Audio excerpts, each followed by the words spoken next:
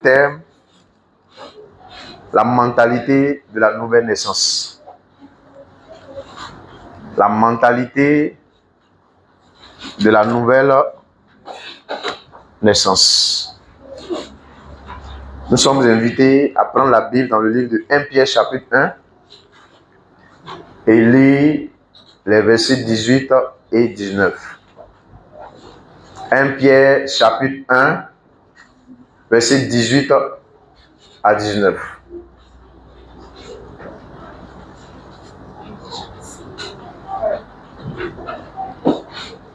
Un Pierre chapitre 1, verset 18 à 19. 1 Pierre chapitre 1, verset 18 à 19. Sachant que ce n'est pas par des choses périssables, par de l'argent ou de l'or que vous avez été rachetés, de la même manière de vivre que vous avez hérité de vos pères, mais par le sang précieux de Christ, comme d'un agneau sans défaut et sans tache. Alléluia.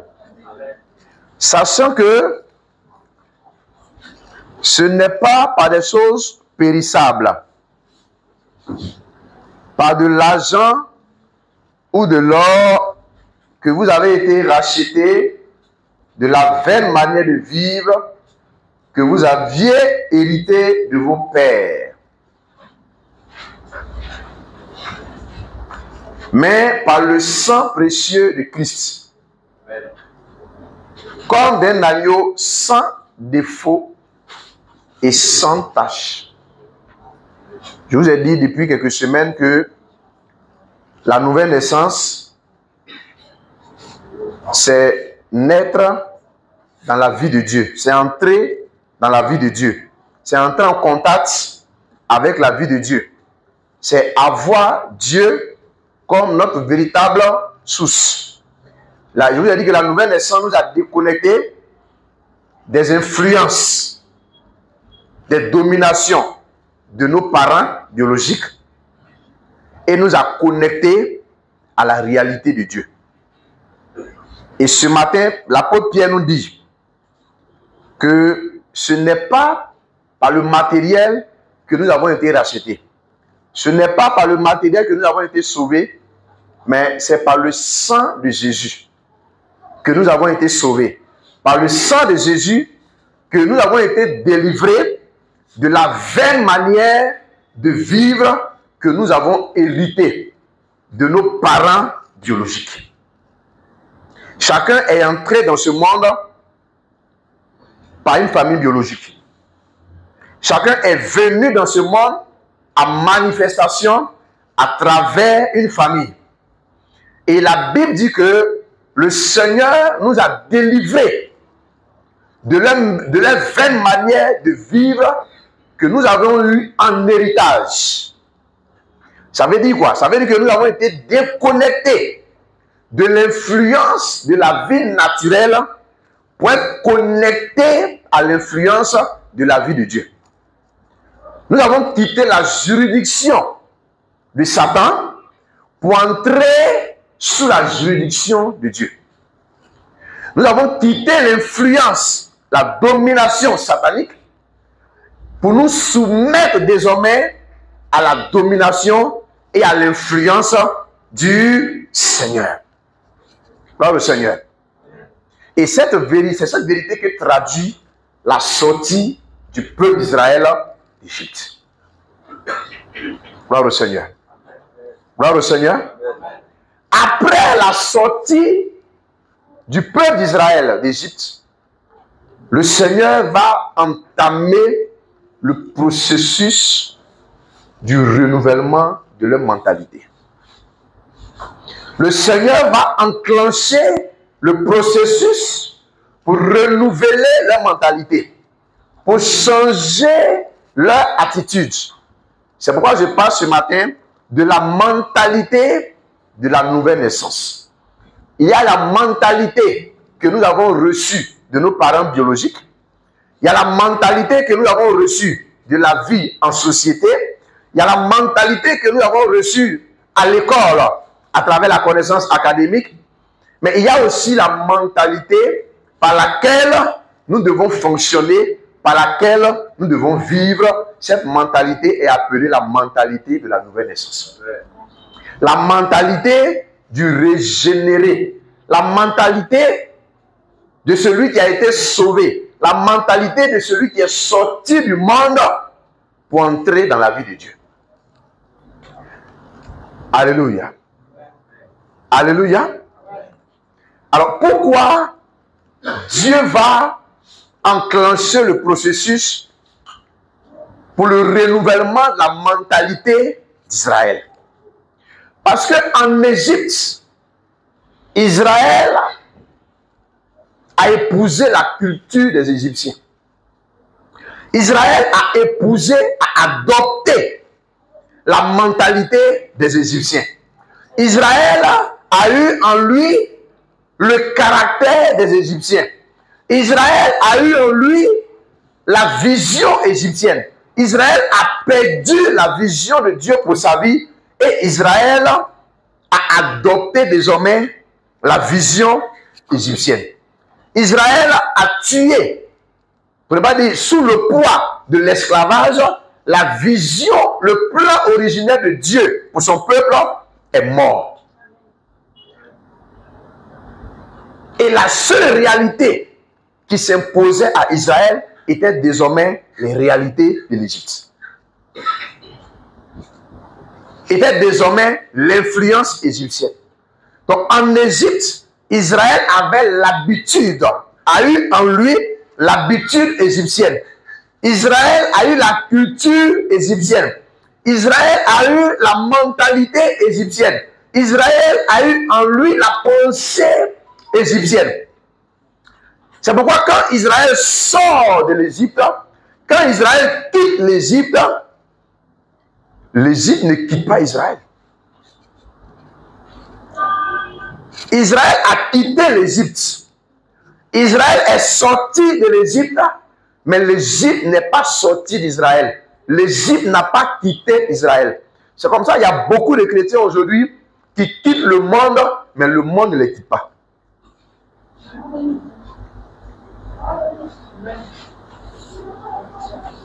Beaucoup ont quitté le monde.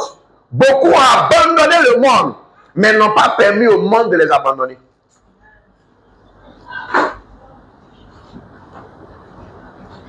Gloire au Seigneur. Israël est sorti d'Égypte, mais il fallait que l'Égypte sorte d'Israël. Israël n'a pas seulement quitté un pays. Israël a quitté un système. Israël a quitté une mentalité. Israël est sorti d'une mentalité. Il est sorti d'une habitude. Il est sorti d'un système. Alléluia. C'est comme ça beaucoup de chrétiens aujourd'hui. Quand on dit oui à Jésus, on ne sort pas du monde physique. On sort du monde en tant que système. On sort du monde en tant que manière de penser. On sort du monde en tant que manière de vivre. C'est pourquoi il dit on a été racheté, on a été délivré de la vaine manière de vivre qu'on a hérité de nos parents. Mais je ne parle pas ici de l'héritage biologique forcément, mais je parle de l'héritage en tant que système que nous avons reçu du monde. Alléluia. Israël n'a pas seulement quitté un pays. Israël a quitté un système qui était très sophistiqué, très bien organisé. Très bien organisé. Alléluia. Israël est sorti d'un système très bien organisé et hautement sophistiqué. C'est la raison pour laquelle, même quand les gens se donnent à Jésus pour qu'ils laissent tomber certaines habitudes, pour qu'ils abandonnent certaines cultures et traditions, c'est compliqué, c'est difficile, parce que le diable a un système très complexe, un système très sophistiqué qu'il prend le temps de construire et de forger dans le caractère et la mentalité des hommes. C'est pourquoi quand quelqu'un quitte le monde, quand quelqu'un dit « j'ai donné ma vie à Jésus », ce que la personne a fait, la personne a seulement quitté le monde et est venue dans l'église, mais la personne n'a pas encore permis au monde de la quitter.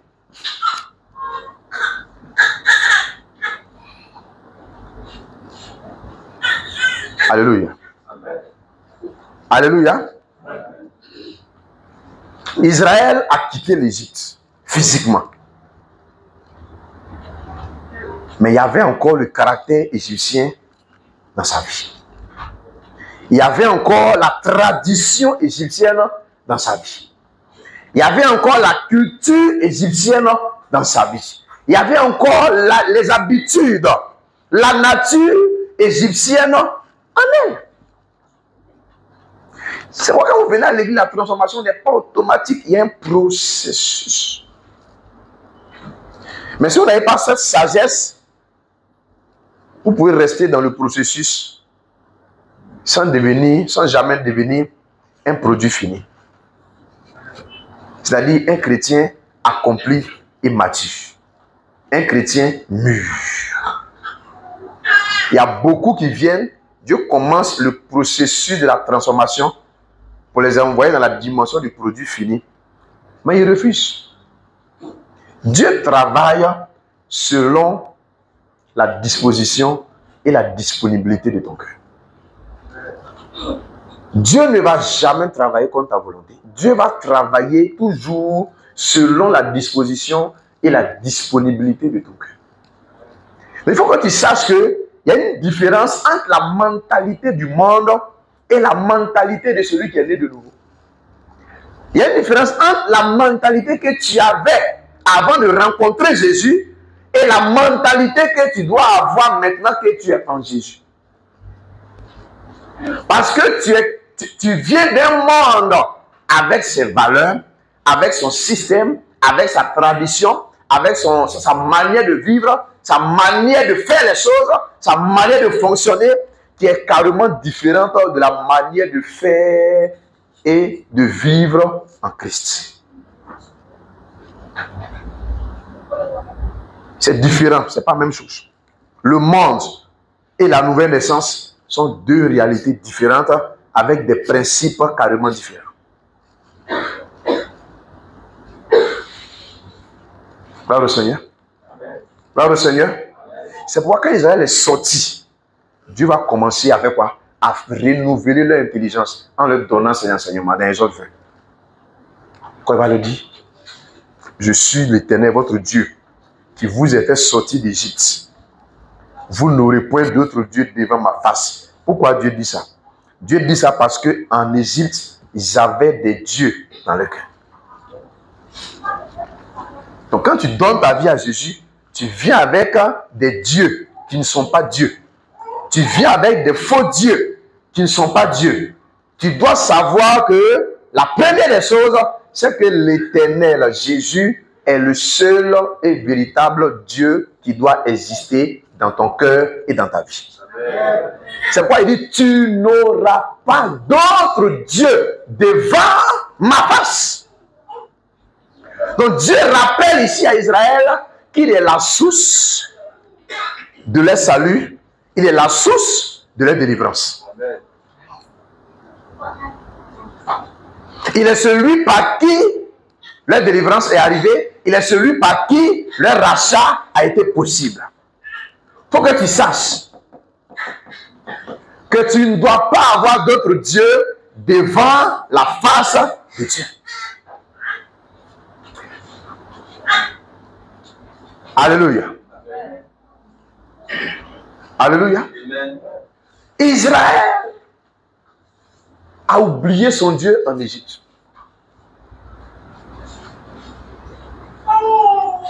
Mais quand il rencontre ce Dieu-là, après la délivrance, ce Dieu-là va se révéler à lui, à Israël, pour dire, je suis l'Éternel, votre Dieu.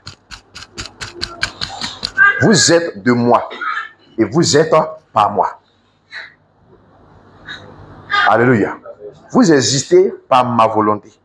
Vous êtes là par ma volonté et pour faire ma volonté. Et non pour faire votre volonté.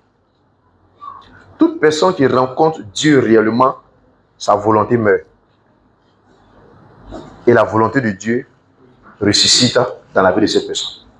C'est pourquoi Jésus disait, non pas ma... Si c'était possible que ce prix à payer s'éloigne de moi, il faut l'empêcher, mais non pas ma volonté, mais Si tu es chrétien, que tu as toujours une volonté face à la volonté de Dieu, tu es mort, fini. Gloire au Seigneur. Chacun est venu avec une tradition. Souvent, il y a dit, hey, mais quand tu vas à l'église, les pasteurs disent, il faut laisser tomber ta tradition. Amen. Amen. Amen. Amen. Dieu savait que la tradition égyptienne était dangereuse. C'est pourquoi il a commencé à changer la mentalité d'Israël. Il a commencé à les reprogrammer. Parce que ce qu'ils ont eu comme expérience douloureuse dans l'esclavage, là, ça allait détruire leur vie. Israël a quitté l'Égypte avec la mentalité d'esclave. Israël est sorti d'Égypte avec la mentalité de dominer, d'influencer. Amen. Amen. Mais Dieu vient pour corriger leur vision.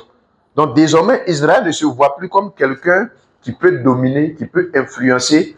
Israël ne se voit plus comme quelqu'un qui peut progresser, mais il se voit comme quelqu'un qui est assujetti, qui est soumis. C'est pourquoi les gens viennent toujours à l'église et puis après plusieurs années, ils croient encore qu'ils sont encore dans les liens. C'est ça, quand ils sortent de l'Égypte, là, tu viens avec la mentalité d'esclave. Ils sont sortis, parce que quelqu'un qui a fait 430 ans en prison, et puis tu lui dis que tu es un roi, il va t'insulter. Tu lui dis en toi, il y a la gloire, il y a la grandeur, il va t'abandonner. Pourquoi? Parce que pour lui, l'esclavage est la seule vérité valable.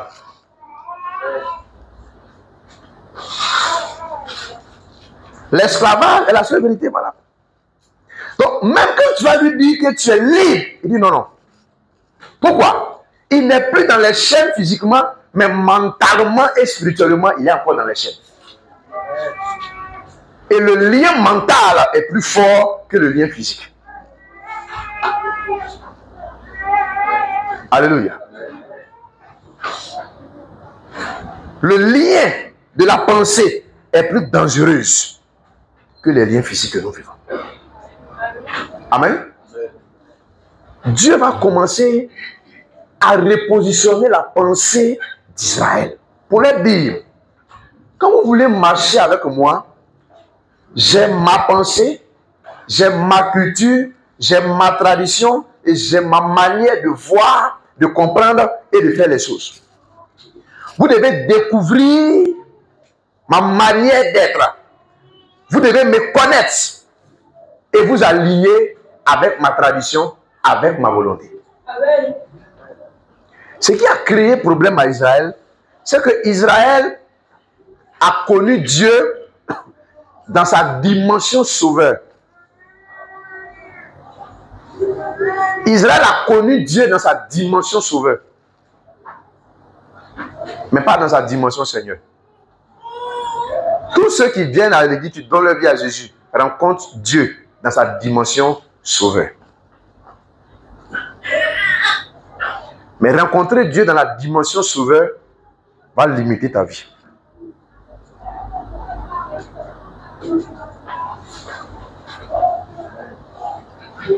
Dans la dimension sauveur, ils ont vu les 10 plaies, les sauterelles, le sang. Ils ont vu des prodiges, des signes et des merveilles. Ils ont dit, waouh, Dieu est puissant, Dieu est fort, Dieu est extraordinaire. Amen. Amen. Mais ils n'ont jamais connu Dieu dans sa dimension Seigneur. Beaucoup viennent à l'église, ils connaissent Dieu dans sa dimension sauveur.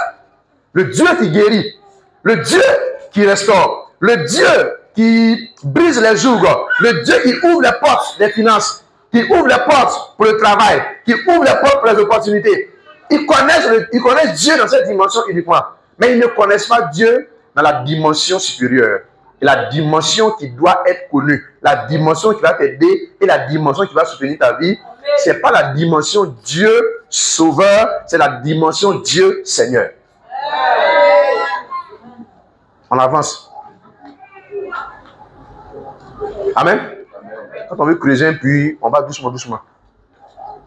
Comme, mets la première pioche là. On va pas à 1 mètre. Beaucoup ont connu Dieu dans sa dimension sauveur. Jésus guérit, Jésus protège, Jésus fait ceci. Mais pourquoi leur vie n'avance plus? Parce qu'ils pensent que Dieu, là, il est seulement dans sa dimension sauveur. Tous ceux qui vont rencontrer Dieu dans sa dimension sauveur vont rater Dieu.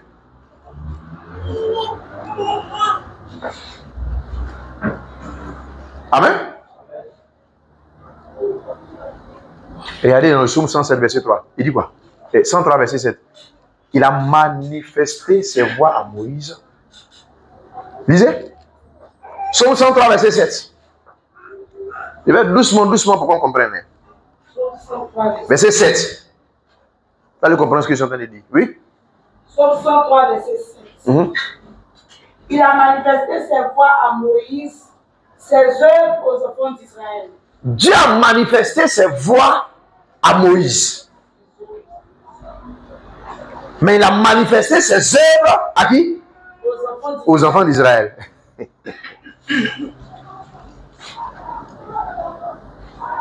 Dieu a manifesté ses voies à Moïse. Mais il a manifesté ses œuvres à qui? Les œuvres. Tous ceux qui viennent, ils sont accrochés aux œuvres de Dieu. Guérison, prodige, mariage, percée, toutes ces choses-là connaissent Dieu dans sa dimension sauveur. Dieu manifeste ses œuvres à ceux qui sont enfants. Il manifeste ses voies à ceux qui grandissent pour devenir fils. C'est pourquoi il a manifesté et ses voies et ses œuvres par Moïse et à travers Moïse. Parce que Moïse connaissait Dieu dans sa dimension sauveur et dans sa dimension Seigneur. Si tu veux seulement t'accrocher à ce que Dieu fait, tu vas rater Dieu. Tu ne vas jamais connaître Dieu à travers ce qu'il fait. Tu vas le connaître à travers ce qu'il est. Ça, c'est la dimension Seigneur.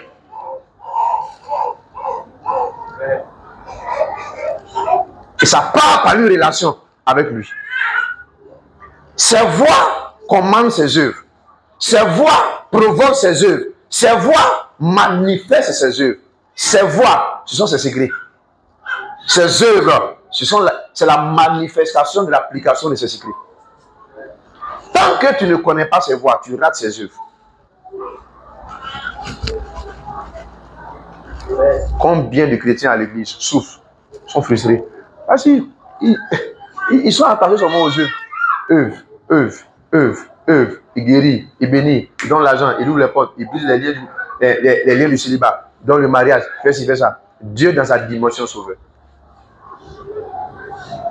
Je suis venu pour te faire passer de la dimension sauveur dans sa dimension Seigneur.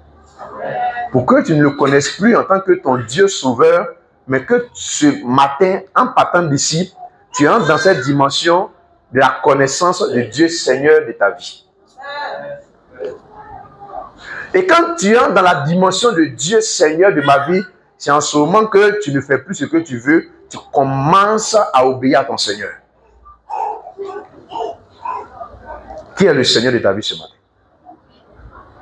La preuve que Israël n'a pas connu Dieu dans sa dimension Seigneur, je vais vous montrer ça. Allons-y dans Exode chapitre 32. Lisez le verset 1 à 8. Le récit du veau d'or.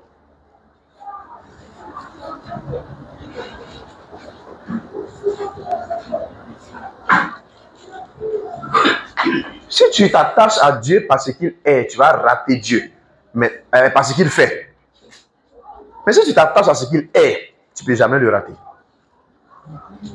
Exode 32, 1 à 8. Écoutez attentivement. Le peuple, voyant que Moïse tardait à descendre de la montagne, s'assembla autour d'Aaron et lui dit: allons, fais-nous un Dieu qui marche devant nous. Car ce Moïse, cet homme qui nous a fait sortir du pays d'Égypte, nous ne savons pas ce qu'il est devenu. Aaron leur dit: ôtez les anneaux d'or qui sont aux oreilles de vos femmes, de vos fils et de vos filles, et apportez-les moi. Et tous ôtaient les anneaux d'or qui étaient à leurs oreilles, et ils les apportèrent à Aaron. Il les reçut de leurs mains, jeta l'or dans un moule et fit un veau en fonte. Et il dit: Israël, voici ton Dieu, qui t'a fait sortir du pays d'Égypte.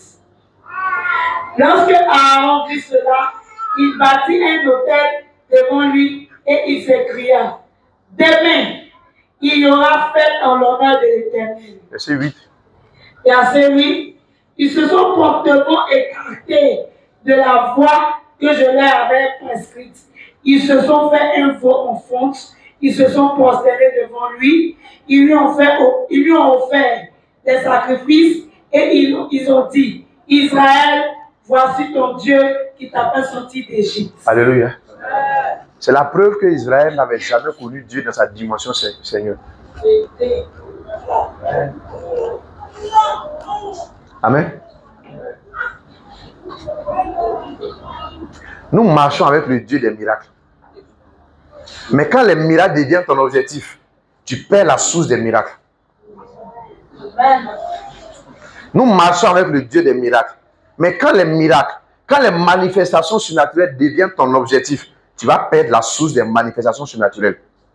Il y a plusieurs sources dans les manifestations surnaturelles. Il y a des manifestations surnaturelles diaboliques. Il y a des manifestations surnaturelles de sources pures qui viennent de Dieu.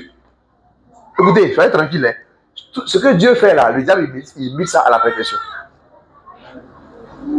Dans le palais du roi égyptien là, quand Moïse a jeté son bâton qui est devenu serpent, Pharaon a dit, mais Moïse, toi aussi. Comment tu sais que la magie là, on doit être ça ici. Donc c'est ça là, tu dis que Dieu vient te délivrer là. Bon d'accord, les gars, entrez en scène. Donc c'est terrible pour lui. Amen. C'est pourquoi Pharaon n'est pas intimidé par les miracles. Parce qu'il connaît les miracles, il sait fabriquer les miracles. Donc il n'a pas été impressionné. Mais quand le sang de l'agneau est entré en scène, regardez, toutes les plaies, de la première plaie jusqu'à la 9e plaie, mais quand la 10e plaie est entrée en scène, le sang de Jésus, ça là, Pharaon n'a pas maîtrisé ça. La vie de Dieu, ça veut dire quoi? C'est pour dire que Pharaon peut imiter tous les miracles, mais il ne peut jamais imiter la vie de Dieu. C'est pourquoi quand le sang de l'agneau a été versé, le sang c'est la vie, c'est l'agneau qui s'est offert, c'est Dieu qui est sorti et qui est venu. Cette vie-là, il ne peut pas imiter ça. C'est pourquoi là, il a fléchi les genoux. C'est pourquoi aucune situation compliquée ne peut résister à un enfant de Dieu qui connaît Dieu dans sa dimension Seigneur. Quand tu connais Dieu dans sa dimension Seigneur, ça veut dire que tu acceptes volontiers qu'il soit le Seigneur et le roi de ta vie. Et si Dieu est établi roi sur ta vie, il va t'établir sur les difficultés de la vie. Ton problème, c'est que tu penses que tu es trop intelligent pour faire face aux défis de la vie. Mais regarde, où ta vie se trouve actuellement. Tu penses que ton intelligence est trop sophistiquée. Ton intelligence ne sera jamais plus sophistiquée que l'intelligence de Satan. C'est lorsque tu combines ton intelligence à la sagesse de Dieu que tu deviens imbattable en face des défis et des challenges de la vie. Moi, j'allais chercher Dieu. J'ai dit à Aaron, comme tu es le second pasteur de l'église, Moïse est parti, on ne sait pas s'il est mort là-bas. Il a allé le peuple. Ils ne m'ont pas dit, on va prier pour le pasteur principal. On dit, il est mort, il est mort, c'est ça. Il est mort. Nous là, nous on est habitués au miracle. Fabrique quelque chose pour nous, on va passer ici. Faut faire le show, fais le show. Faut laisser ton affaire des paroles là. Fais quelque chose, on va voir. Tu sais que nous, on est habitués à ça. Amen. C'est comme ça qu'il y a beaucoup de chrétiens qui ne prient même pas pour les pasteurs. Amen. Oui. Exode 32. Il y a le cœur du peuple. Celui que Dieu va choisir pour les délivrer de 430 ans d'esclavage s'absente un peu pour aller chercher la face de Dieu seulement. Ils disent, Aaron, Moïse il est mort. On ne sait même pas ce qu'il est devenu et on ne veut même pas savoir ce qu'il va devenir. Il faut nous fabriquer un veau d'or. Dans tous les cas, tu es aussi un pasteur. C'est comme ça, toi qui es le pasteur assistant, ton leader n'est pas là et le chrétien te met pression. Et puis tu cèdes. On ne peut jamais être un bon leader quand on cède à la pression du peuple. Ce n'est pas le peuple qui te conduit, c'est toi qui conduis le peuple. Aaron n'a pas été un bon leader. Un pasteur second. Lui aussi il dit, comme c'est ce que vous voulez là, tenez. Amen. C'est comme ça qu'il y a des chrétiens qui viennent à l'église, ils mettent pression sur le pasteur. On veut les miracles, les révélations, les prophéties. Donne-nous des choses comme ça. Il faut laisser faire des paroles là, il faut laisser ça. Nous-mêmes, la parole, on a ça à la maison, il faut laisser. Dis-nous quelque chose de sophistiqué, on va quitter ici. Et là, maintenant, souvent, c'est le peuple qui commence à diriger l'église et c'est plus le pasteur qui dirige l'église. En ce moment-là, le Saint-Esprit s'en va. Ils vont dire, Aaron, prêche le message qu'on vient entendre. Ce dimanche-là, il faut prêcher sur la richesse. Aaron aussi dit, il n'y a pas de problème, kit spécial, richesse. Envoyez tout ce que vous avez comme or là. Envoyez. Ce que vous avez demandé, le thème que vous m'avez suggéré là, c'est le thème là. Envoyez l'or, le bout d'oreille en or, tout envoyez ça en or. Et puis Fabrice dit, voilà, c'est ça on dit, parce que lui au moins il écoute le peuple. Moïse là, son affaire est trop compliquée. Après de communier avec Dieu, communier. Voilà ça, il est parti quand on a communié avec Dieu, il est laissé là-bas. Dieu l'a bloqué. Il faut le laisser, il va continuer dans sa communion avec Dieu là. Nous là, toi tu es notre pasteur. De toute façon, Moïse même il faisait bizarre, on a su qu'il n'a pas trop duré. Toi tu es notre pasteur. Il faut faire, il faut parler. Toi au moins tu fabriques les veaux d'or, tu fais les trucs qu'on voit. Or lui là, lui il nous demande d'avoir la foi. Or toi là, c'est du truc au tac. Pour toi là, c'est vrai. Ton ministère est concret, ton ministère est tangible. Mais pour Moïse, il est trop lent. Lui, il va d'abord presser, il faut aller appliquer, il faut aller avoir la foi. C'est trop long. Aaron, toi, tu es un bon pasteur. Ils sont venus, il a rassemblé tout, fabriqué veau. Ils ont déposé. Qu'est-ce qu'il a dit? Israël. Et puis, c'est Aaron qui dit, Israël, voici son Dieu. Aaron a oublié que dans Exode 20, Dieu leur a dit, dites au peuple, je suis l'Éternel qui vous a fait sortir d'Égypte. Vous n'aurez pas d'autre Dieu devant ma face. Aaron a oublié ça. Et Aaron veut donner au peuple ce que le peuple aime. Quand tu viens à l'église, ce n'est pas la parole que tu veux que Dieu va te donner. C'est ce qui est nécessaire pour ton âme que tu vas recevoir. Amen. Amen. C'est ce qui est nécessaire pour ton âme. Parce que tu aimes. C'est pourquoi, quel que soit l'amour d'une mère pour son enfant, elle ne peut jamais mettre 50 millions dans un sac à dos et puis dire à l'enfant d'aller sur la route. Tu es en train de tuer ton enfant. Alléluia. En ce moment, l'enfant devient une cible. Pas parce qu'il est un enfant. Il devient une cible parce qu'il porte un poids qui dépasse sa maturité. Chaque fois que tu demandes quelque chose qui dépasse ton niveau de maturité, là, tu deviens une cible pour le diable. C'est pourquoi Dieu, pour te préserver, t'empêche d'abord de recevoir ça.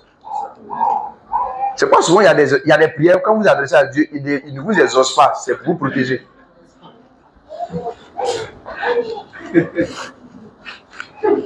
On avance, hein? On va en profondeur. Il y a des prières, tu vas prier, jeûner, te concentrer, faire tout. Tu vas transpirer même du sang. Tu vas dire, oh, comme Jésus aussi, dans le jardin de Gethsémane, la Bible dit qu'il a prié quand le sang est tombé, donc le sang. Donc moi aussi, je vais me concentrer pour que le sang sorte. Tu vas te concentrer, le sang va sortir. On va t'envoyer à l'hôpital, on va te placer ballon. Dieu ne va pas exaucer. Parce qu'il dit, mon fils, toi-même, tu ne sais pas, ce que tu demandes là, tu ne sais pas c'est quoi. C'est le nom que tu connais, le nom, tu ne sais pas c'est quoi. Amen. Amen. Regardez, avant que Israël ne sorte d'Égypte, là, qu'est-ce que Dieu a dit? Dieu a dit à Moïse, il faut dire au peuple d'Israël d'aller demander de l'or, en tout cas, tous ces articles, ces éléments-là, toutes ces choses-là. Il va dire à Moïse, vous allez utiliser ça pour faire quoi? Hein? Pour faire quoi? Quand tu penses que Dieu te donne l'argent pour tes projets. C'est pourquoi, avant de les délivrer là, Dieu n'a pas détaché la prospérité du salut. Il a combiné tout. Tout est dedans. C'est pourquoi, avant de partir, il a dit quoi à Moïse? Il dit, je ne vous laisserai pas partir à vide.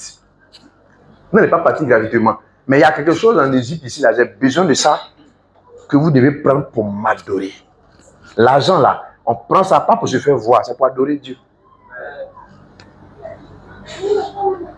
Quand ils sont arrivés dans le désert, d'autres m'ont dit, mais Dieu aussi, on quitte l'Égypte là, Dieu nous demande de prendre de l'or. C'est pourquoi bon, on prend quand même. Arrivés dans le désert, comme ils n'ont pas su ce pourquoi Dieu leur avait donné de l'or, ils ont changé le but pour lequel Dieu leur avait donné de l'or. Quand tu as de l'argent et puis tu ne sais pas pourquoi Dieu a placé ça entre tes mains là, ça va te détourner ton cœur pour aller dans une mauvaise direction pour te détruire.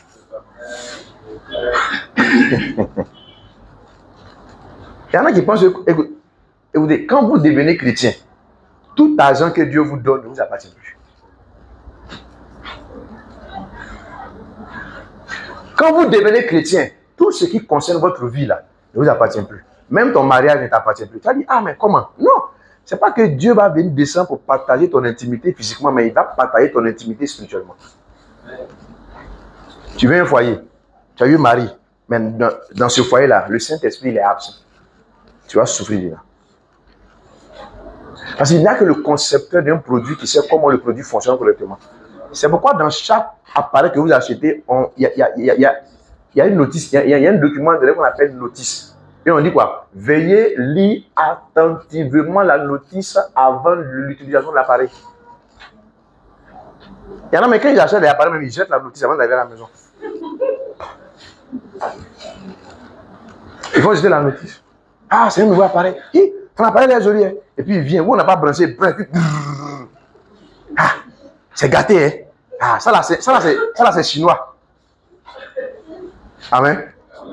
Quand Dieu t'envoie dans le monde, là, il a mis une notice derrière toi. Amen. La notice. Veuillez lire attentivement la notice avant l'utilisation. Veuillez lire attentivement la parole de Dieu avant de commencer à fonctionner dans la vie. Ça, tu ne lis pas. Tu te lèves le matin comme ça, tu réfléchis, tu dis bon, on va faire comme ça. Tu n'as pas lu ta notice. C'est pourquoi tu ne peux pas bien fonctionner. Dis à ton voisin, ta parole, c'est ta notice spirituelle.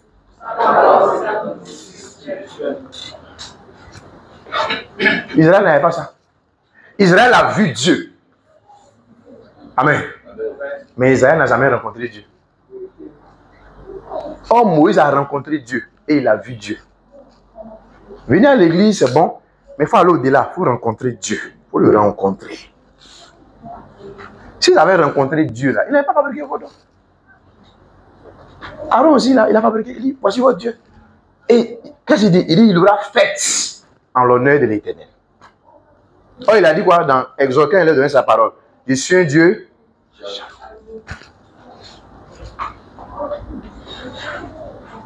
À part Dieu, quel autre Dieu est dans ton cœur ce matin?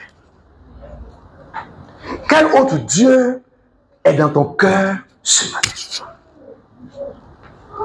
Rien ne doit contester la place de Dieu dans ton cœur. Rien ne doit lutter la place de Dieu dans ton cœur. Rien ne doit disputer la place de Dieu dans ton cœur. Dieu ne doit même pas lutter. Il doit être là dans ton cœur. Parce que ton cœur est le trône spirituel de ta vie. Amen. Ton cœur est le trône spirituel de Dieu. Quand il vient, il règne. Il règne en tant que qui? Il règne en tant que roi. Un roi n'est pas assis sur un tabouret. Il est assis sur un trône. Un roi n'est pas assis sur une chaise. Il y en a leur cœur là, c'est chaise. Il y en a leur cœur, c'est tabouret. D'autres leur cœur là, c'est banc de kiosque. Dieu ne s'assoit pas sur des choses comme ça. Dieu s'assoit sur un trône. Quand ton cœur va devenir trône, Jésus va commencer à s'asseoir et il va régner. C'est le maître qui règne dans ton cœur là. C'est lui qui te stimule à vivre lui sa vie. Si Jésus réellement, tu lui as donné la place du roi et non la place d'un client de kiosque, tu vas voir la différence dans ta vie. Où est les kiosques, les bancs de kiosques là? Hein? Tout le monde a sorti, c'est beaucoup non? Souvent même là, c'est 5 bancs en un. On ne peut pas détacher. Et là, 5 bancs en un. Toi, ton cœur là, il y a combien de rois dessus? Un cœur en banc de kiosque. Dieu va régner comment? Dieu règne. Il vient régner sans partage. Amen. Israël ne savait pas pourquoi Dieu leur avait donné l'argent. C'était pour construire le tabernacle. Dans Exode 25, dans Exode 30. Et Exode 25, Exode 36. Pour construire le tabernacle. Mais comme ils ne savent pas pourquoi Dieu leur a donné l'argent, ils ont pris et ils ont pris faire autre chose. C'est pour ça que souvent il y a des gens, Dieu place des ressources entre leurs mains. Ils ne savent pas ce qu'ils vont faire avec. Ils envoient ça dans la mauvaise direction. Et après, ils disent que c'est un esprit de pauvreté. Ce n'est pas un esprit de pauvreté. Tu es poursuivi par un esprit de manque de sagesse. Ce démon-là a pour mission de combattre la sagesse en toi. Celui qui manque la sagesse, manque la richesse. Parce que la sagesse est la mère de la richesse. Quand tu as l'argent, on s'assoit et puis on prie. Amen. Amen. Si tu as de l'argent et puis tu ne sais pas ce que tu as fait avec, mets ça sur un compte, va prier. Faut pas verser ça sur ton lit et puis tu prends une photo. Il y a ton voisin, l'argent est capricieux. Faut dire ça encore. Est-ce que vous savez ça? L'argent aime qu'on s'intéresse à lui. Quand tu as mis 5 millions sur ton lit là, tu enlèves 20 000. Quand tu reviens encore, tu vois, c'est beaucoup comme ça, tu enlèves 50 000. Tu viens encore, 10 000. Tu vois, c'est beaucoup. Et à un moment donné, tu commences à poser question à tout le monde à la maison. Aïe! Mais qui a pris mon argent là? C'est ce jour-là, les gens savent que toi, tu avais l'argent. Ah, sinon, on ne sait pas que tu avais l'argent. Ah, il y avait l'argent ici. Oui! Mais c'est combien tu as perdu? Tu ne peux pas dire le montant. Les 5 millions là, tu as tiré un peu plus quand il reste mes 5 000. Et maintenant, tu te promets, tu parles seul. Amen? Amen? C'est en fonction de la vision que Dieu a placée à toi, en toi, qui va placer des ressources en tes mains. Si Dieu n'a rien mis en toi, il ne mettra rien dans tes mains. Amen. Amen. C'est pourquoi il va repositionner la mentalité d'Israël. Il a dit quoi dans Romains 12, 1 à 2? Romains 12, verset 1 à 2. Je vous exhorte donc par la compassion du Seigneur à offrir vos corps à Dieu comme un sacrifice vivant, saint et agréable, ce qui sera de votre part incutant raisonnable. Amen. Tu t'es offert au Seigneur. J'ai donné ma vie à Jésus. La prochaine étape, le verset 2. Ne vous conformez pas à quoi? Au ciel présent. Amen. Donc celui qui pense qu'il peut être en même temps chrétien et puis en même temps être ami du monde, tu es un métis spirituel. Et aujourd'hui, il y a beaucoup de chrétiens spirituellement métissés. Le métissage spirituel est dangereux pour ton âme. Amen. Quand tu le regardes de loin, il est clair. Quand tu te rapproches, il est noir. Quand tu la vois de près, elle est claire. Quand elle se éloigne un peu, elle est noire. Ah. Bon, elle a son métissage, là, c'est qu'il y a des métisses. C'est son papa qui est blanc, mais c'est sa maman qui est... Bon, on se comprend pas. Et elle est chrétienne comme ça. Amen. Ne vous conformez pas à quoi? Ce monde-là a sa manière de faire. Ce monde a sa mentalité. Ce monde a sa manière. Ce monde-là est influencé par un système très sophistiqué et très subtil. Parce que le diable vient avec force, tu sauras que c'est lui, tu vas vite le fuir. Tu vas vite partir, mais il vient avec subtilité, avec douceur. Dis à ton voisin, il n'y a pas plus patient que le diable. Plus patient que le diable. Tu peux dire ça encore.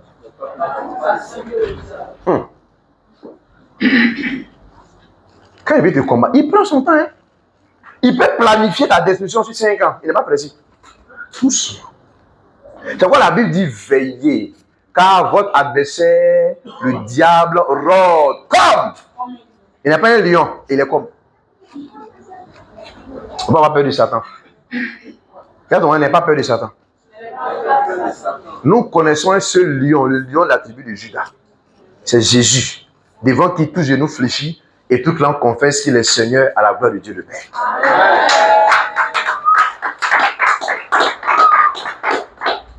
Comme un lion rugissant, c'est celui qui dévoré. Amen. Amen. Une porte que tu n'as pas ouverte, personne ne peut entrer là-bas. Amen.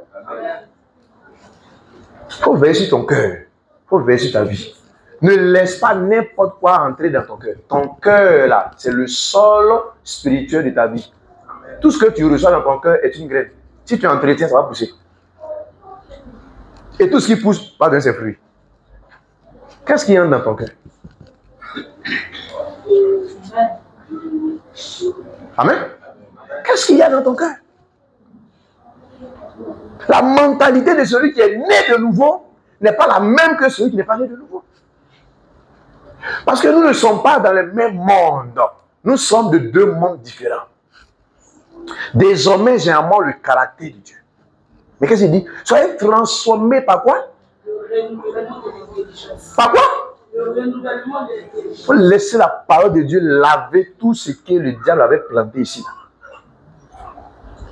toutes les mauvaises connaissances, les mauvaises habitudes, tous les mauvais vilains caractères que le diable avait mis dans ton esprit, qui était devenu, qui avait forgé en toi une personnalité, Dieu dit, laisse ma parole là renouveler ici.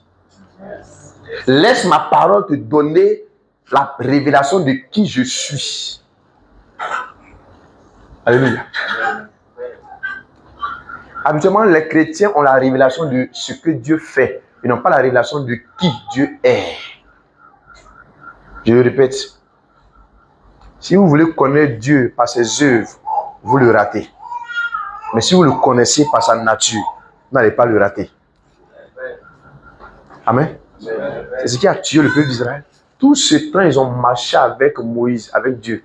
Au lieu de se poser les questions, mais comment se fait-il que de tels prodiges s'opèrent?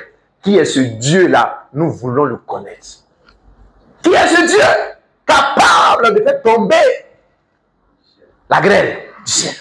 Capable de changer l'eau de l'Égypte en sang? Capable même d'envoyer les ténèbres? Ce Dieu-là, c'est qui? Amen.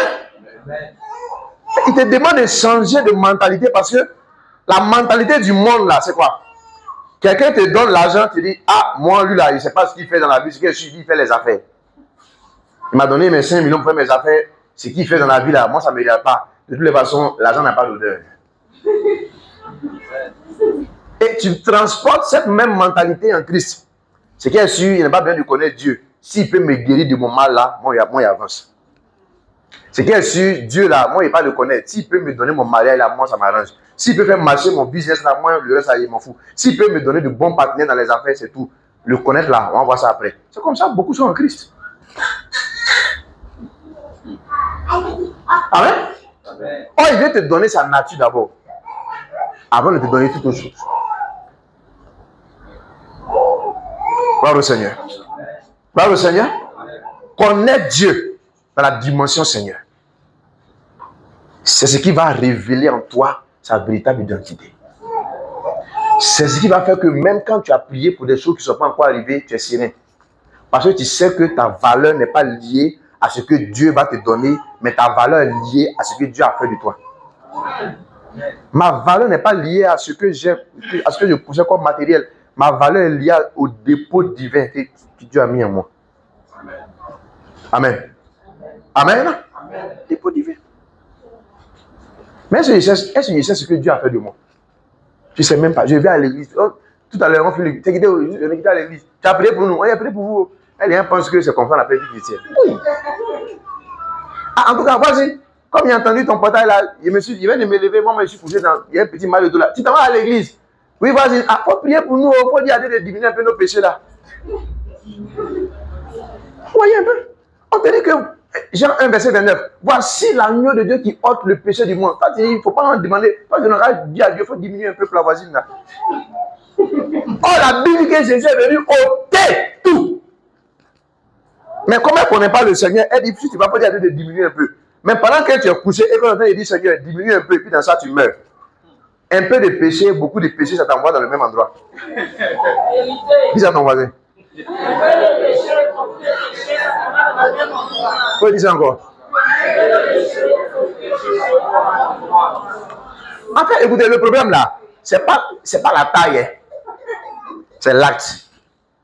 Souvent, les gens disent que c'est pas le montant qui compte, c'est le geste. Et arrêtez vos trucs là. Toi-même là, quelqu'un a besoin de 1 million, tu donnes 2 millions, tu dis c'est le geste, il faut quel geste. Si vous voulez dire les correctement, on dit donc, pour venir dire non, c'est le geste qui compte. Il y a des gestes qui ne comptent pas. Parce qu'il y a des gestes qui ne peuvent pas aider. On dit on a besoin de 1 million, pas que tu donnes 2 métiers, c'est le geste qui compte. C'est quel geste? Pas aider pour toi là. Amen. C'est la même chose avec le péché. Tu dis, bon, mon cher, c'est que ça là. Bon, comme Dieu même sait que c'est mon petit péché mignon, donc ça là, on peut gérer. Hey, son petit, son grand, ça t'envoie dans la même direction là. Amen. C'est la même chose. En fait, là, c'est l'acte là que Dieu regarde. C'est pas, c'est petit. Non. Tu dis non. Moi, je n'ai pas tué les gens. Hein? Moi, c'est vrai, je cherche femme des gens, mais en tout cas, moi tu parles l'homme. Est-ce que tu n'entends parler?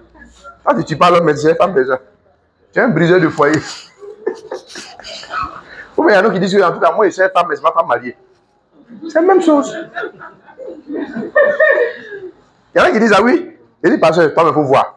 Entre celui qui cherche femme de mariée, puis celui qui cherche. Moi, je cherche seulement les femmes, mais elles ne sont pas mariées, quoi. Nous deux, là, c'est pour qui est gros péché. Hein? Impudicité. Et puis adultère. C'est la même sentence là. Hein? Ou bien? Quand ton voisin ne laisse pas le diable te détruire par ton ignorance. Amen. D'autres m'ont dit que moi-même là, afin de ces femmes-là même là, c'est trop compliqué. Et me massure, c'est bon. C'est le même péché là. Amen. Amen. Il y a d'autres mecs qui disent que moi-même là, depuis que je suis à l'église, les frères me regardent, pardon, le mari de nuit qui vient la nuit, là, il me contente de ça, c'est bon. Tu es possédé.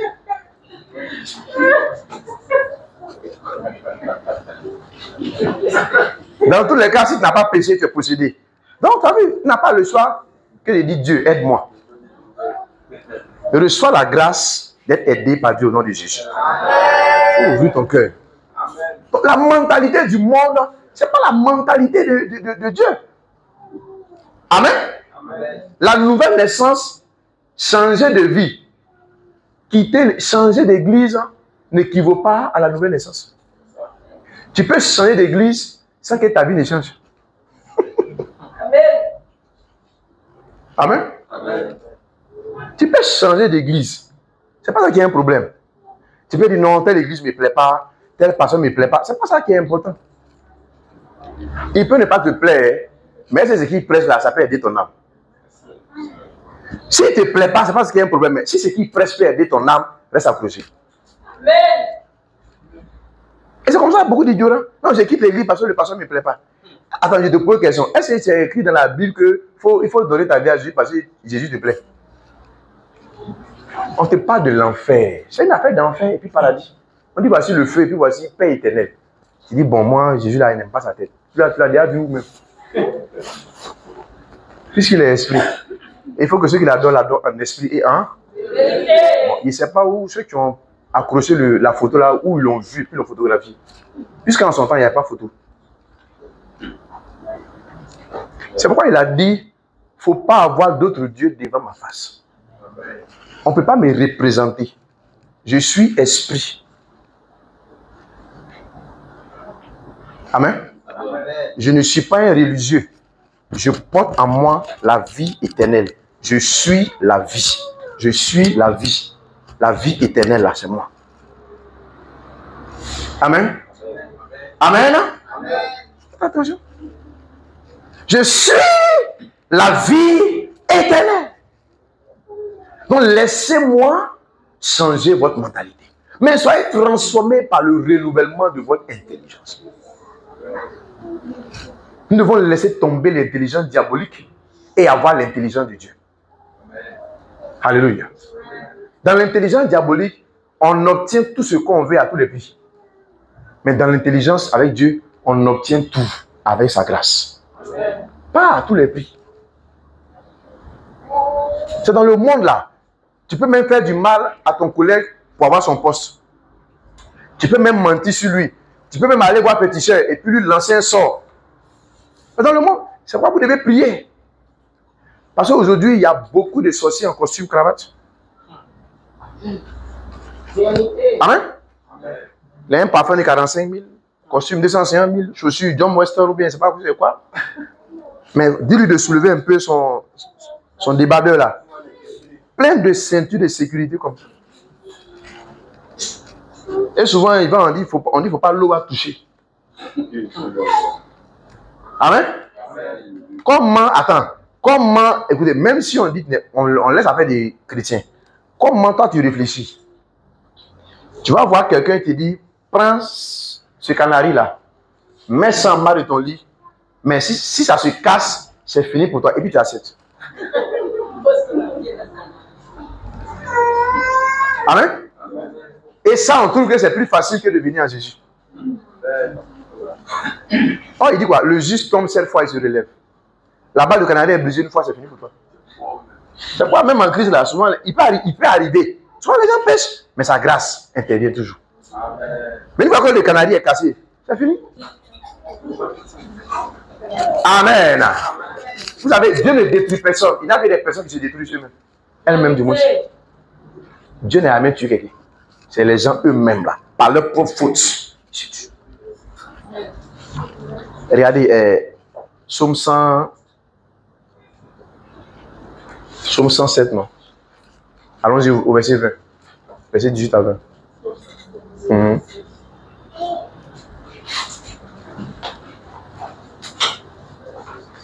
Lui, verset 17. Verset 17. Les insensés. Psaume 107, verset 17. Oui. Les insensés, à leur conduite coupable et par leur iniquité, s'étaient rendus malheureux. Écoutez, qui s'est rendu malheureux? Les insensés. Hein? Ce sont les insensés. C'est les gens à qui on prêche et puis ils ne veulent pas écouter là. Ils se rendent malheureux, non? Et après, ils commencent à combattre des démons qui n'existent pas. Amen. Par leur conduite coupable et par leur iniquité, se sont rendus comment? Malheureux. Tu viens à l'église, on te prêche la parole. Tu dis non, moi je vais faire ce que je veux. Tu dis moi là, ce que le pasteur prêche, ça ne me convient pas. C'est ce qu'ils ont fait à Aaron. Aaron, tu n'as pas un message un peu qui va nous faire un peu du bien là, tu n'as pas chaud. Faut voir un peu. C'est comment? Aaron, Moïse elle est trop dur. Moïse c'est un conservateur. Amen. Moïse est trop conservateur. Aujourd'hui, moi je n'aime pas les prédicateurs conservateurs. J'aime un peu les prédicateurs libres. C'est-à-dire, il nous laisse, on vient à l'église, on s'amuse un peu. Il comprend notre défi en tant que jeunes. Il nous comprend. Donc, il crée des plateformes pour qu'on vienne s'amuser un peu. Lui, au moins, il nous comprend. Lui, au moins, il comprend la jeunesse. Mais c'est quand la jeunesse va comprendre Dieu? C'est quand la jeunesse veut qu'on la comprenne. Mais ma question, c'est quand la jeunesse va comprendre Dieu? Hein? Ah, les pasteurs là ils sont trop carrés. Ils savent qu'on est jeunes.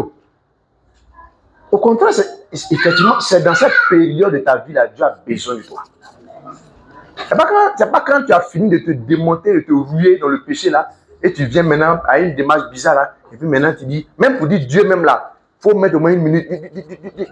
Tellement le diable t'a démonté. Ou tu peux dire Dieu en quelques secondes là. Il dit non, ici là, on ne comprend pas les jeunes. Presque trop dur. La parole de Dieu là, il n'y a pas son faible, il n'y a pas dur. Tout est même chose. C'est toi maintenant, tu dois te quoi? Conformer. Ne vous conformez pas au Seigneur présent. Ça veut dire quoi? Mais conformez-vous à Dieu. Pourquoi nous aujourd'hui on ne veut pas se conformer à Dieu et on veut que Dieu se conforme à nous?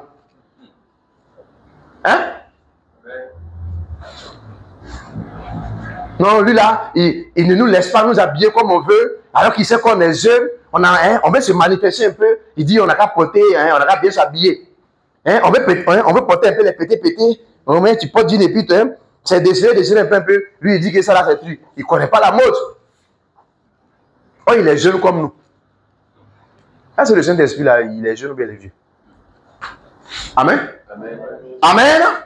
Il te pose une question, tu peux porter un pantalon déchiré pour aller dans un bureau, pour aller dans une administration? Hein? Ce que le monde ne veut pas accepter, pourquoi tu veux que l'église accepte? Toi, tu es qui? Tu veux qu'on te fasse plaisir? Est-ce que c'est quand toi, tu vas chercher à faire plaisir à Dieu? C'est quand vous allez chercher à faire plaisir à Dieu. C'est quand vous allez chercher à réjouir le cœur de Dieu. Et je dis, on veut qu'on s'amuse, club d'amis. Mon frère, viens, ici là, c'est comme ça, on danse. On danse d'un côté. On danse. En tout cas, ici là, c'est les jeunes. On comprend nos problèmes. Tu ne viens pas à l'église pour qu'on comprenne tes problèmes. Tu viens à l'église pour qu'on enlève tes problèmes. Amen. C'est ça. Continue. Pas de conduite coupable. Verset 18. Leur âme avait en horreur toute nourriture. Regardez, tellement eux-mêmes ont mis dans des situations compliquées, on leur sert à manger, mais ils ne peuvent pas manger. Ils ont faim, mais ils ne peuvent pas manger. Tellement ils se sont mis dans des choses compliquées. Il faut obéir maintenant pour ne pas que ce soit trop tard. Vous savez, il y a des situations qui vous arrivent là. Même tu as l'argent, mais on te sert, tu ne peux pas manger. Tu perds l'appétit. Pourquoi? Parce que tu as tellement désobéi. Quand Dieu agit comme ça là, en fait, tu ne te retrouves plus. Faites attention, hein. Amen. Être là, non, Dieu amour, Dieu amour. Dans la jeunesse, on a s'amuser. Maintenant, s'amuser. La jeunesse. Ok. Faites attention. Je vous ai dit qu'à la croix, là, ce n'est pas musique qu'ils ont joué, puis Jésus a dansé pour que tu sois sauvé. Hein? À la croix, là, Jésus n'a pas fait louange. Jésus était en face de ton salut. S'il ratait ce prix-là, tout le monde était en route pour l'enfer. Mais à un moment donné, même lui, il a failli abandonner. Mais quand il a regardé toi, ta vie, il a regardé ma vie, il a regardé les adorations de nos parents, tout ça, il dit, je dois partir.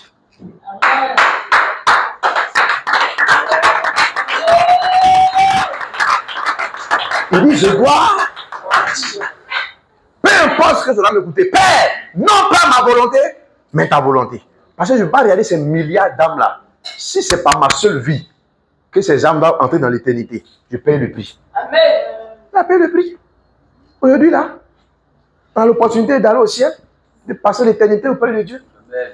Et toi, c'est amusement que tu es venu faire à l'église. Tu veux t'amuser là, reste dans le monde. Amen. Amen. Tu veux t'amuser, reste dans le monde. On ne vient pas à l'église pour s'amuser. Parce que la vie chrétienne a coûté la vie à Jésus. Amen. Est-ce que pendant qu'on mettait les pointes dans ces paumes-là, il chantait? Hein? Répondez, il chantait. Et toi, tu es venu faire tes danses bizarres là à l'église. Et puis on a accepté. On dit, hey, lui, au moins, il comprend les problèmes. Moi, il ne comprend pas tes problèmes. Il faut partir. Pas grave. Amen. Vous tous en êtes jeunes. Ne vous conformez pas au siècle présent. Il y a trop de subtilité dans le monde. Il y a trop de séduction. Trop. Et si on ne fait pas attention, bientôt, les années qui arrivent, là, on aura le Mapuka Gospel.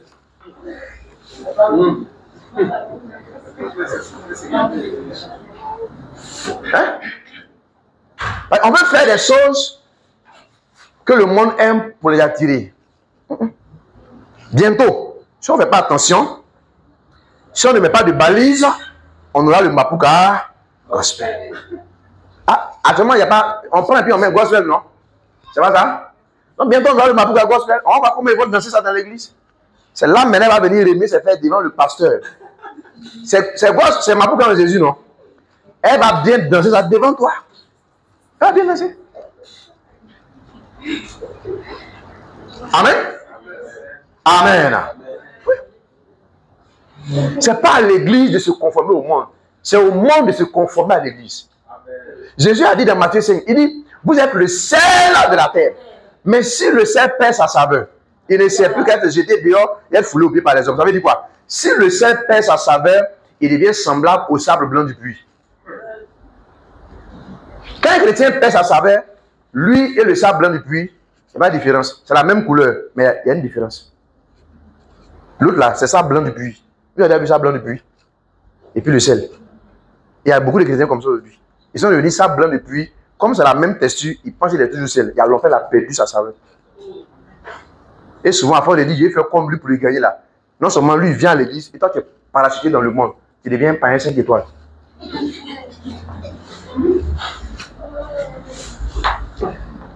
Faites attention. Continue. Et ils touchaient aux portes de la mort. Quand ils ont commencé à voir que le chemin, ils ont emprunté, la mort a commencé à venir, qu'est-ce qu'ils ont fait? Dans leur détresse. Dans leur détresse. Frère, n'attendez pas que la détresse arrive. Rangez-vous maintenant. On va dire non, si Dieu même là, il veut m'interpréter, si Dieu ne veut pas que je sois comme ça là, il n'a qu'à me rendre malade. Et il est celui qui guérit, hein. Mais si tu veux qu'il te rende malade aussi, fais attention. Il est celui qui guérit. Et tu veux qu'il te rende malade. Allons-y. Ils crièrent. Dans leur détresse, ils vont crier. À l'Éternel. À l'Éternel. Et il les délivra de leur angoisse. Il les délivra de leur angoisse. Ensuite, Il envoya sa parole. Dieu a envoyé sa parole. Oui. Et les guérit. Il les guérit. Il les fit échapper de la force. De la force. Dans Matthieu, dans Luc 4, 18, 19, là, Jésus a dit, je suis venu pour guérir. L'Esprit du Seigneur est sur moi. Il m'a oint pour guérir les cœurs brisés.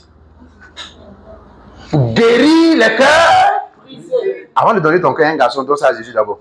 Amen.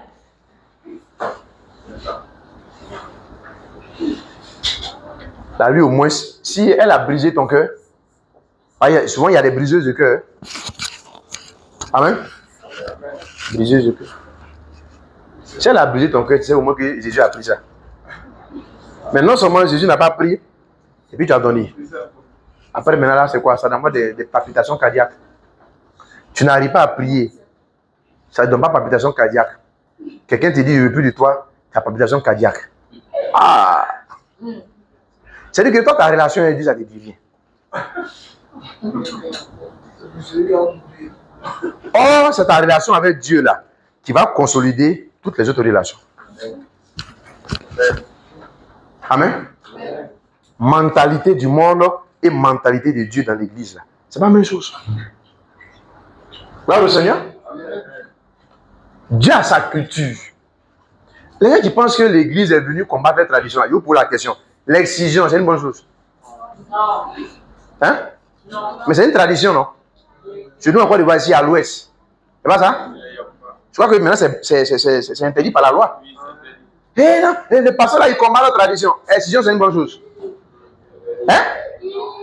Il y a des traditions qui ne peuvent pas avancer ton village là. Faut laisser tomber. Depuis combien d'années tu es dans des traditions? Souvent même là, le chef de l'État fait programme, il va aller bitumer ton village. Mais les sorciers là, ils mélangent tout le programme du chef de l'État. Il y a des villages, il n'y a pas bitumé là-bas, pas parce que c'est la volonté du chef de l'État. Hein. Il a planifié même. Sur papier là, il y a goudron. Techniquement, il y a goudron. Mais pour arriver là-bas, il y a des gens qui disent, eux, ils ont fait alliance avec la pauvreté et la misère. Mais quelqu'un qui dit, lui, il a épousé la pauvreté et la misère. Toi, tu es son ami. Hein? Alléluia. Amen. Alléluia. Amen. Donc souvent, il y a des enjeux spirituels. Dans des villages, dans des régions. Il y a des challenges, il y a des défis. Il y a des vrais challenges. Par le Seigneur, c'est pourquoi avant même de rencontrer des gens, prenez le temps de prier. Parce qu'eux aussi, là, il y a des démons qui les suivent. Tu dis, mais il ne comprend pas. Mais alors que le truc était bon, c'était propre, mais il ne comprend pas. L'esprit de sa famille là, est venu tirer son petit habit là comme ça. Hein? Ne va pas dans la richesse. Reste avec moi. Amen. C'est comme ça. Alléluia. C'est pas la même chose. Deux mentalités différentes. Deux visions différentes. Le monde a sa manière de penser. Le monde a sa manière de vivre. Le monde même a sa manière de s'habiller. Dieu veut que toi aussi tu t'habilles selon le Saint-Esprit. Quand tu es né de nouveau, il faut t'habiller comme quelqu'un qui est né de nouveau. Amen. Quand on est de nouveau, on ne s'habille plus comme Marie de Magdala. On s'habille comme Marie, bien. Amen. Parce que Marie de Magdala, c'était la prostituée. Mais tu n'as pas dit non, comme elle était prostituée. Maintenant, quand je viens à l'église là, je vais garder mes mêmes robes. Non. Amen. Il y a des robes là, c'est pas sanctifié. Aux robes tu portes, ça dessine toutes tes rondeurs, toutes tes traces, tout ton bureau politique est là, on voit. C'est pas bon. Le directeur de campagne est là, le directeur de cabinet est là, le chef de cabinet. C'est pas bon.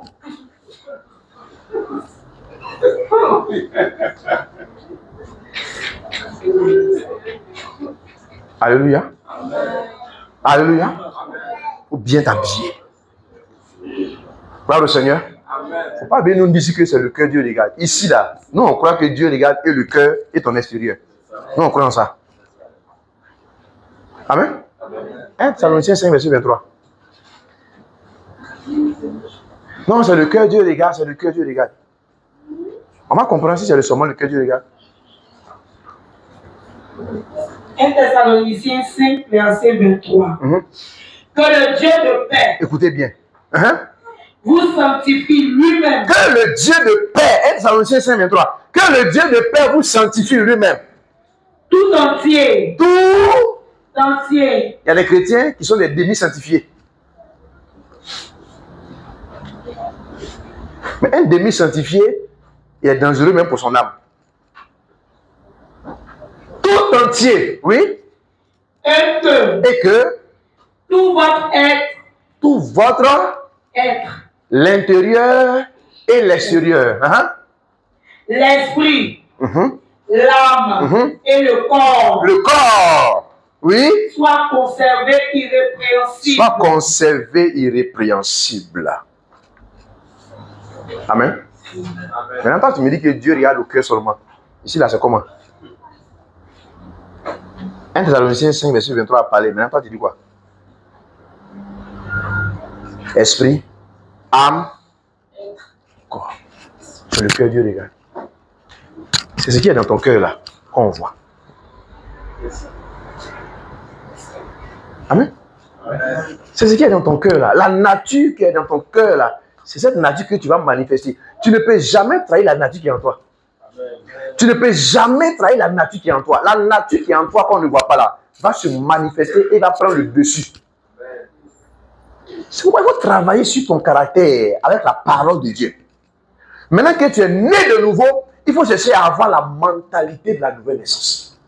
La mentalité de la nouvelle naissance, comme je dis, c'est quoi? C'est l'attitude, le caractère, les habitudes, la culture, la tradition de Dieu.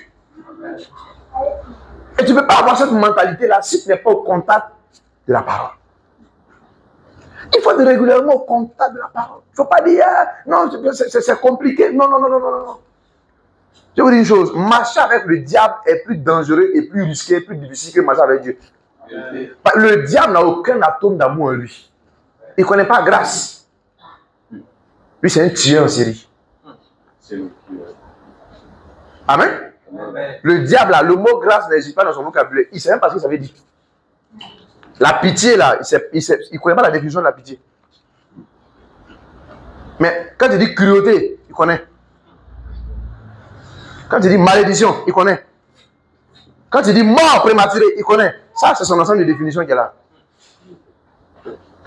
Quelle grâce pour nous d'avoir rencontré Jésus. Amen. Quel privilège d'avoir cru en Jésus. Quelle bénédiction d'avoir accepté Jésus comme Seigneur et Sauveur. Souvent, les chrétiens ne réalisent pas qu'ils sont les plus bénis de la terre. À cause d'une voiture qu'ils n'ont pas encore eu, à cause d'une maison qu'ils n'ont pas encore eu, ils se croient malheureux. Non! Tu as la vie éternelle en toi. Amen.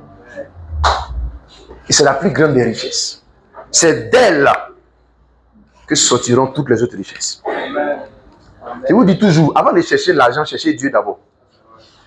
Avant de chercher l'argent, faites quoi? Faites quoi? Parce qu'il y a des niveaux d'argent que vous allez toucher. C'est même pas toucher, mais quand vous allez voir ça pour vous, vous allez venir fou.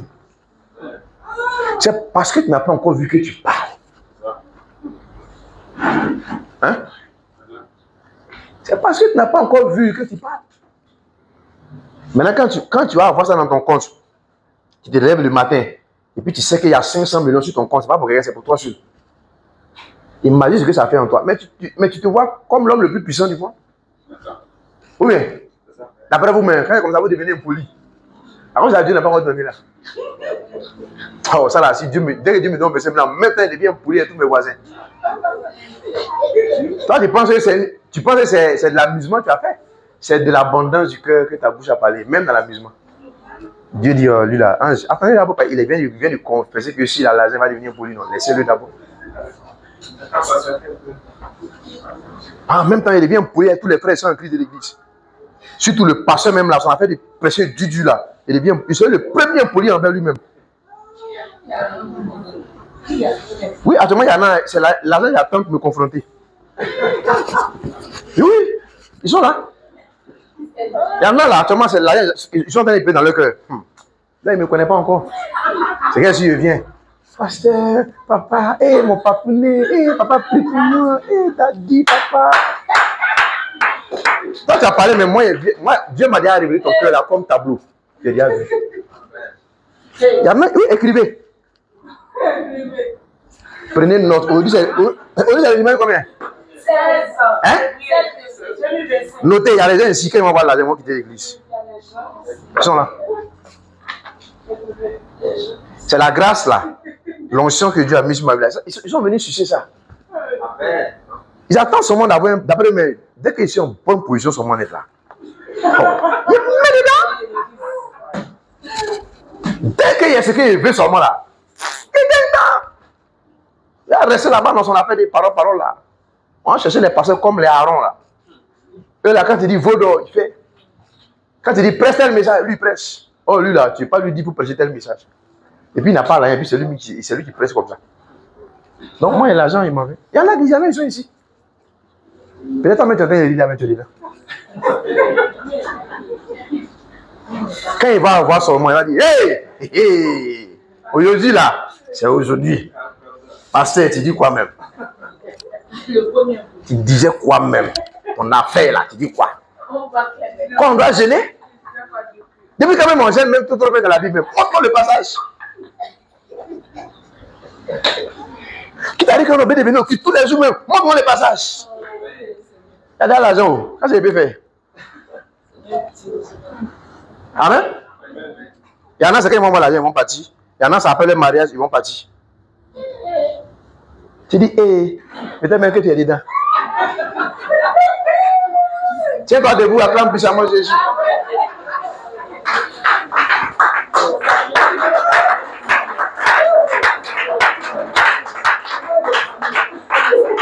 Alléluia. Est-ce que tu as été béni comme moi? Bon, malheureusement, je ne peux pas retenir quelqu'un. Qu'est-ce qu'il peut faire? Alléluia. Alléluia. Je ne peux que rester fidèle à ce que Dieu a dit et à compter sur sa grâce.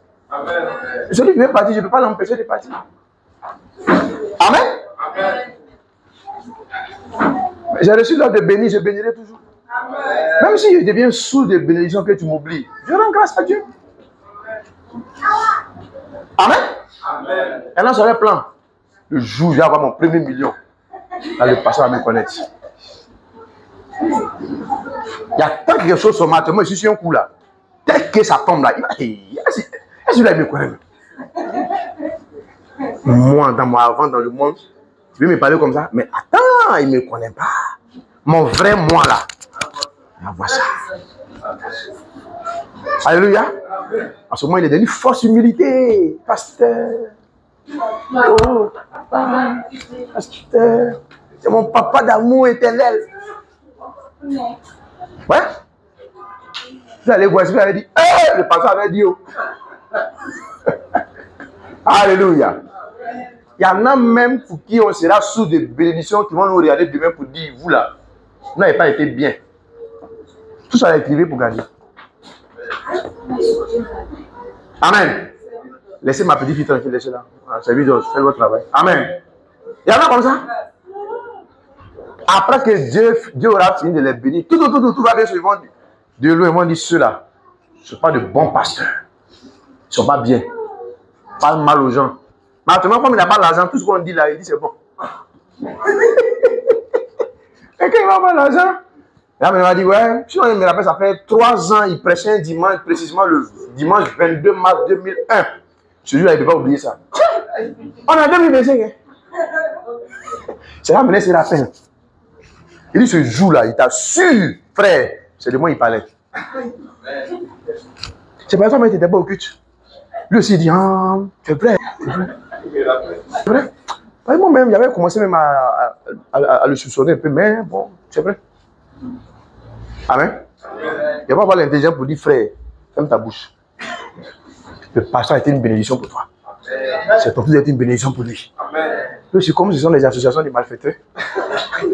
Ils vont se mettre ensemble pour dire, ouais, lui-même là, il parle mal, mais comme on n'avait pas l'argent, on ne peut pas parler, mais actuellement là, on est en position de force. S'il fait même, on ne vient plus, même, et puis on ne paie plus 10 même, on voit ce qu'il va manger. Alléluia.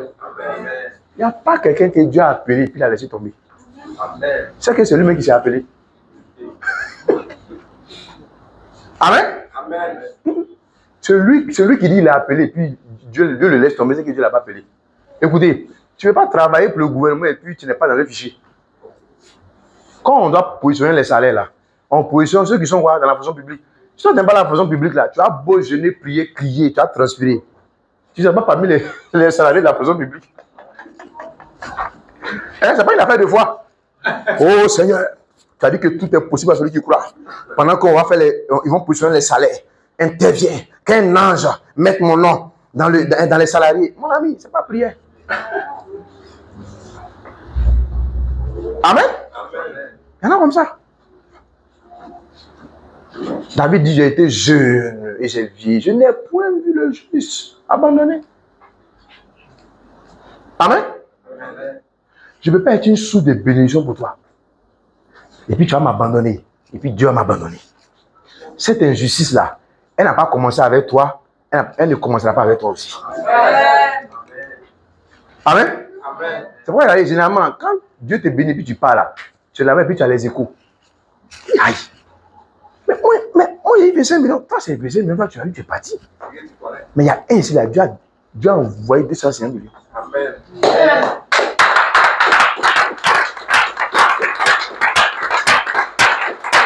Amen. Amen.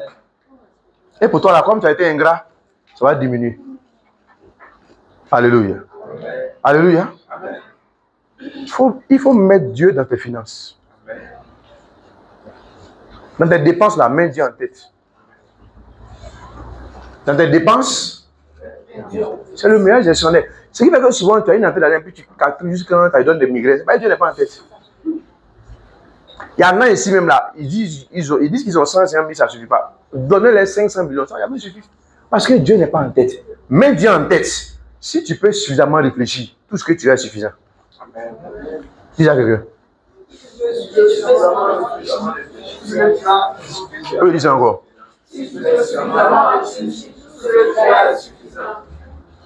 On ne réfléchit pas suffisamment. Bon, il est là, on va s'arrêter. Alléluia. Amen. Pour vous aider. La mentalité de la nouvelle naissance. Tu vas prier. Tu vas dire, Seigneur, donne-moi la grâce de bâtir cette mentalité de la nouvelle naissance au nom de Jésus. Élevons la voix, prions ensemble le Seigneur. Seigneur, dans le nom puissant de Jésus, nous te disons merci pour ta parole. Merci de nous aider. Merci de nous éclairer au nom de Jésus. Donne-nous de bâtir la mentalité de la nouvelle naissance. Donne-nous de bâtir la mentalité de la nouvelle naissance. Donne-nous de bâtir en nous la mentalité de la nouvelle naissance. Au nom de Jésus de Nazareth. Seigneur, donne-nous de bâtir en nous, avec ta parole, la mentalité de la nouvelle naissance. Au nom puissant de Jésus. Aide-nous, Seigneur, à bâtir dans nos cœurs, dans nos pensées, dans notre esprit, la mentalité de la nouvelle naissance. Au nom de Jésus. Donne-nous de ne pas nous conformer au siècle présent, mais d'avoir la mentalité, l'intelligence renouvelée au nom puissant de Jésus. Donne-nous d'être transformés au quotidien par le renouvellement de notre intelligence, afin que nous sachions discerner quelle est la volonté de Dieu, ce qui est bon, agréable et parfait. Aide-nous, Seigneur, à y arriver au nom de Jésus.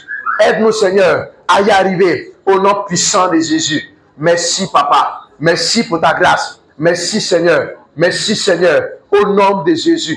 Tu vas prier, tu vas dire, Seigneur, que ma vie reflète une personne qui est réellement née de nouveau au nom de Jésus. Donne-moi de refléter par ma vie une personne qui est née de nouveau. Élève la voix et prie le Seigneur. Seigneur, par ma vie, donne-moi de refléter, ô Dieu de gloire, la vie du royaume, la vie de quelqu'un qui est né de nouveau, la vie d'une personne qui est née de nouveau. Donne-moi de refléter la vie de quelqu'un qui est né de nouveau. Donne-moi de refléter la vie de quelqu'un qui est né de nouveau. Donne-moi de refléter la vie de quelqu'un qui est né de nouveau. Au nom puissant de Jésus. Manifeste-toi, Seigneur.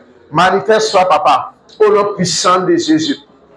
Merci, Papa. Parce que tu le fais au nom de Jésus. Merci, Seigneur. Père, je te dis merci ce matin. Je prie que toute personne venue malade ce matin soit guérie au nom de Jésus. Que tout esprit derrière ce mal soit réprimé au nom puissant de Jésus. Je chasse tout esprit de maladie ce matin au nom de Jésus. Tout esprit de maladie qui t'avait suivi ce matin est paralysé et chassé au nom de Jésus. La guérison prend place dans ton corps au nom de Jésus. La guérison prend place dans ton corps au nom de Jésus. Cette maladie héréditaire ne t'atteindra pas au nom de Jésus. Cette maladie héréditaire ne détruira pas ta vie au nom de Jésus. Cette maladie héréditaire s'arrête ce matin au nom de Jésus. L'onction du Saint-Esprit brise le joug de la maladie sur ta vie au nom de Jésus. Tu es guéri et tu témoignes que Dieu est bon au nom de Jésus. Merci Seigneur parce que tu le fais au nom de Jésus. Amen. On peut s'asseoir et on acclame puissamment Jésus. On peut s'asseoir, Dieu nous bénisse. Si tu es là ce matin,